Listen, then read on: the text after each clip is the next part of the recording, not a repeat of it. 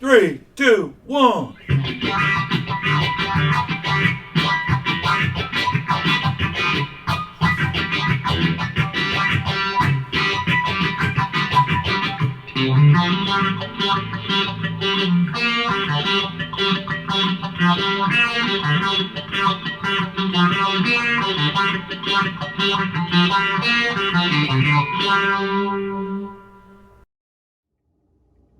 Well, hey there, fans. Stuffy here.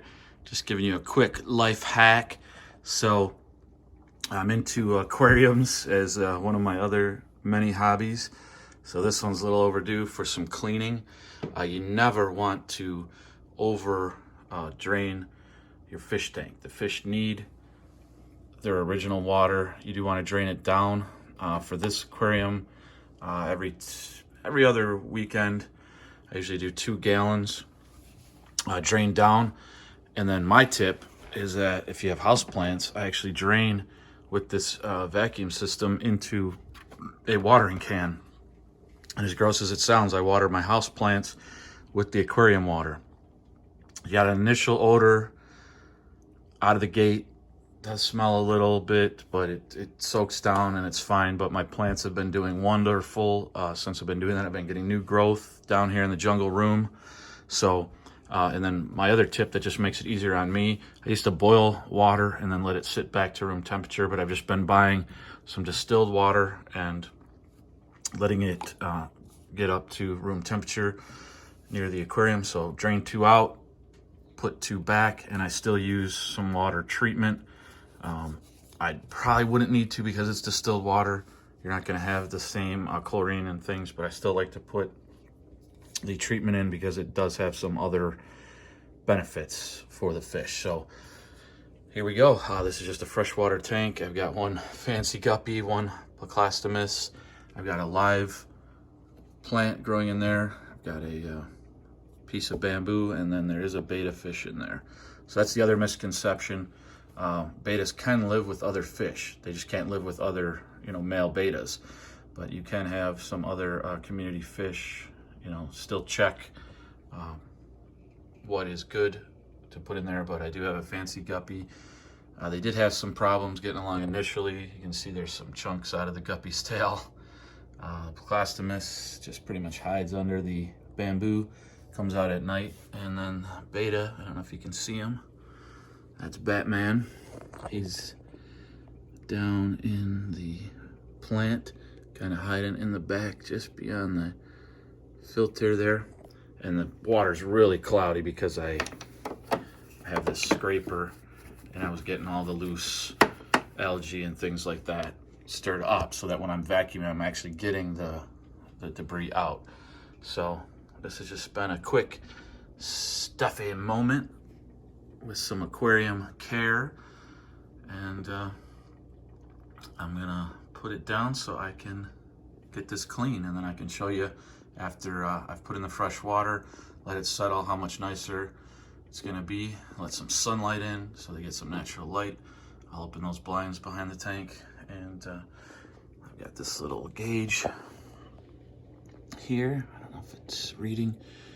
Camera's not picking up for some reason, but the tank is right at the 75-degree mark. I've got a little auto heater in the back there, so resets my water for me. It just turns on and off automatically, keeps it at a steady tank. It was specifically for betta tanks, so okay. I'll bring you back in on the finished product. I just thought I'd share, I was watching a show on cooking salmon while cleaning the fish tank, so I thought that was ironic. I didn't plan it that way, but it was pretty funny.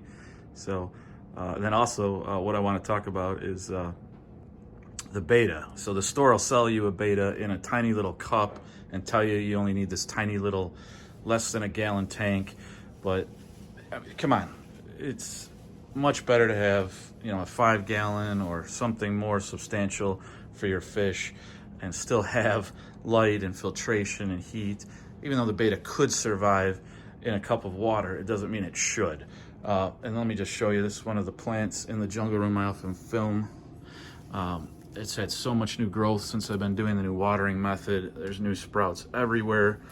And just every plant that I've been watering with the fish tank water has been so much better since I started doing that. So just sharing with you a little tip that I do. Hope you enjoy. Okay, and then another tip, I shake this really well. I put in the proper measurement, and then I go into the gallon jug with the treatment. Then I mix the jug. I'll clean the filtering unit out, just rinse it out. You don't ever want to use any chemicals or soaps when dealing with fish tanks. Just some hot water. I'll clean that out, rinse out the filter, assemble it, and then I'll start refilling through the filter so it, because it needs to build up to start pumping again. I fill it, get it running again, and go from there. And sometimes I got to pour both gallons through to recharge the filter. Sometimes it picks up a little faster, but that way I make sure the filter's running properly before I end the cleaning process. Okay, here's some of the other plants I've been watering. They're still overall doing really well, but they don't get a lot of sunlight here in this entranceway. There's not a window. They just get some residual sun, so they'll do much better once I move them outside, but there's definitely been new growth in a lot of them. So still overall really pleased with my watering methods. And then of course, I think what's really helping them is this oil on canvas by artist P. Wang that I found while thrift shopping. It just adds to the ambiance. And of course, plants do better with the proper ambiance. So again, that's just a little taking you around some of the plants. Maybe I'll rotate some of them through the jungle room so they get more light. But there we have it. And then I'll show you the tank. It's settling right now. I do have the water in it. And I'll bring it back after everything's settled and show you the end result. Okay, so everybody's already healthier and happier, swimming around more. So yeah, every time I go into a pet store and I see these poor beta or betta fish in a cup, just sitting there on a shelf, you know, I want to rescue them. Not that putting a fish in captivity in general is probably any better, but at least, you know, here he has plants, room to swim, a friend, and he's not just in a cup, sitting on a shelf with no air, heat, filtration, light. So say hi to Batman. And then the last tip I want to give, and I forgot to mention, in my watering can, I also keep some old iron nails so that they, well, they weren't old when I put them in there, but that way they actually break down and add some iron to your water while you're watering as well. And then my tip with using the water from the tank, probably you shouldn't do it on anything you're gonna ingest. So if you're growing herbs or fruits or vegetables, I don't know what the rule would be on that, so definitely don't do it until you check. Everything I water with is just a standard house plant that's not going to be ingested. So okay, there you have it, a little house plant and fish tank care episode. Enjoy.